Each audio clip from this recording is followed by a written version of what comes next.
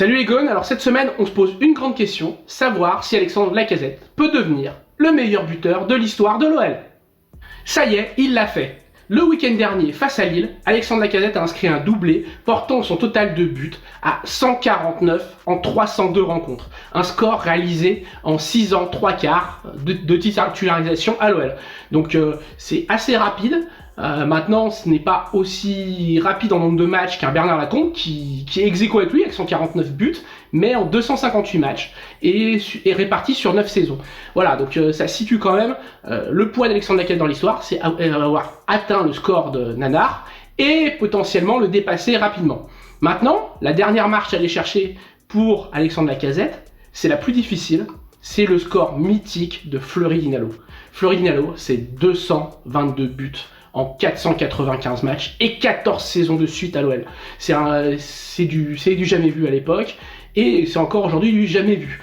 Ça sera difficile parce que le petit prince de Gerland a toujours joué à Lyon, a marqué toujours beaucoup de buts, mais ce n'est pas complètement impossible.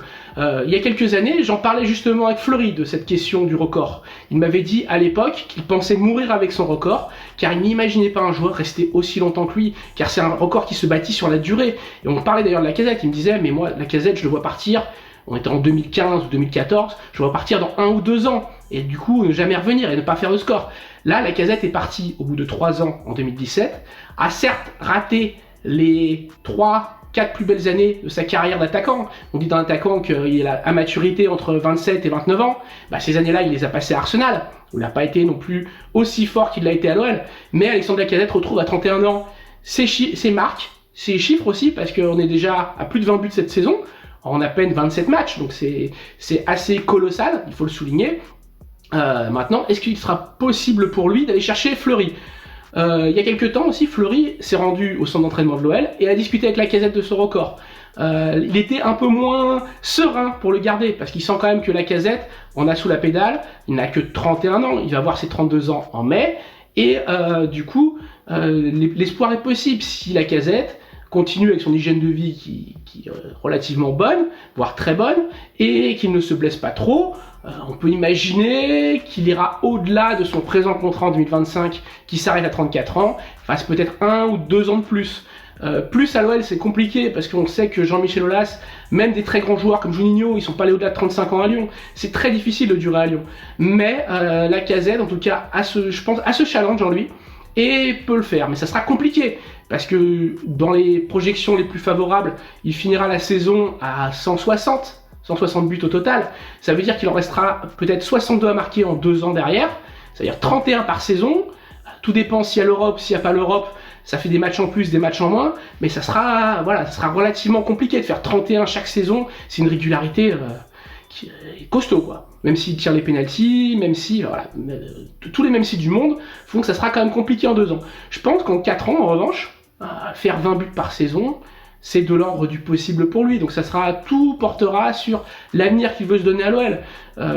Pour moi, c'est ça la clé. C'est combien de temps il estime encore pouvoir tenir au plus haut niveau. J'en ai pas parlé avec lui, ça fait très longtemps que j'ai pas discuté avec lui. Et ce sujet, on l'a pas évoqué. Mais je pense que le record de la Fleur peut être un objectif pour Alex, un challenge. Plus que... parce qu'on voit bien que l'OL aujourd'hui n'est plus le club que c'était, que le titre...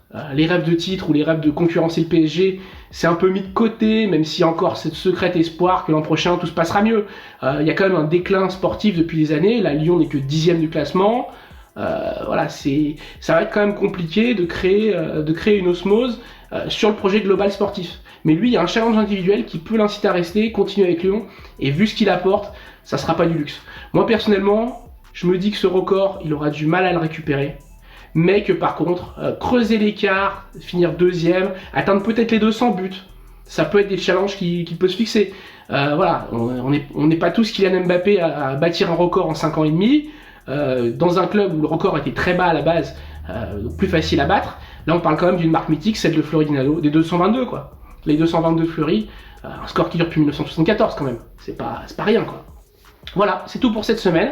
On se retrouve la semaine prochaine pour une nouvelle question Olympique Lyonnais. D'ici là, n'hésitez pas à nous suivre sur les réseaux sociaux.